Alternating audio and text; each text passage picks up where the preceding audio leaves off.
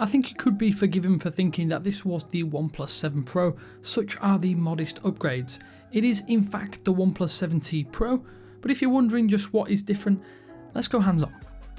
Thanks for watching 9 to 5 Google on YouTube. Be sure to thumbs up, hit subscribe and then enable notifications with the bell icon so that you don't miss any of our upcoming videos.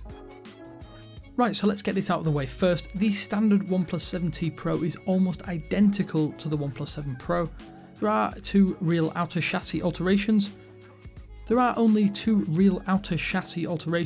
and they are the new lighter haze blue colour and the added autofocus dot at the rear to the left of the camera module. The rest is essentially the exact same as it was 6 months ago, bar a few tiny software tweaks here and there and some improved internals. There is room for the new Snapdragon 855 Plus chipset, which offers a minuscule bump over the 855, while the battery has also been increased by a whopping 85 mAh from 4000 to 4085 mAh. You might not notice any difference in day-to-day longevity.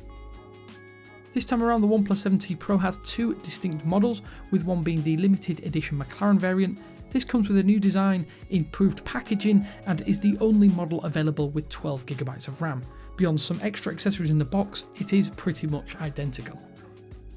It's worth noticing that you'll only be able to get the standard haze blue 7T Pro with 8GB of RAM and with 256GB of UFS 3.0 storage.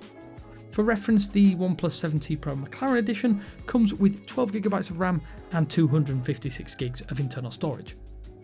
I think from the outset the entire package does vindicate those, even buying the 7 Pro as long as a month ago. You'll miss very little of the new features, save the new camera modes. The exact same camera setup has been retained on both models, but there is room for a new macro mode, EIS powered super steady video mode that replicates GoPro-like stabilisation, and an updated Nightscape 2.0 mode. We'll obviously delve into these further come the full review, but many of these will likely come to the OnePlus 7 Pro 2 in good time with software updates. That said, the new macro mode may not make it fully to the OnePlus 7 Pro, as this uses the wide angle camera, which is able to move slightly forward to get those high-res close-ups. So while the OnePlus 7T offers quite the overhaul, the 7T Pro offers probably the smallest update of any smartphone in recent years on the Android side of the fence. While that isn't a negative, it isn't really a positive either. You still get the same exceptional OnePlus experience, and now you can get the awesome McLaren edition if you want probably the best Android phone for your money right now, with one of the best displays on the market, period. Of course, that was a super quick hands-on. Let's open the floor to you though. Are you happy, disappointed or indifferent? Let us know down in the comment section below. But with all that said, this is Demi with 9 to 5 Google saying thanks for watching, and I will speak to you later.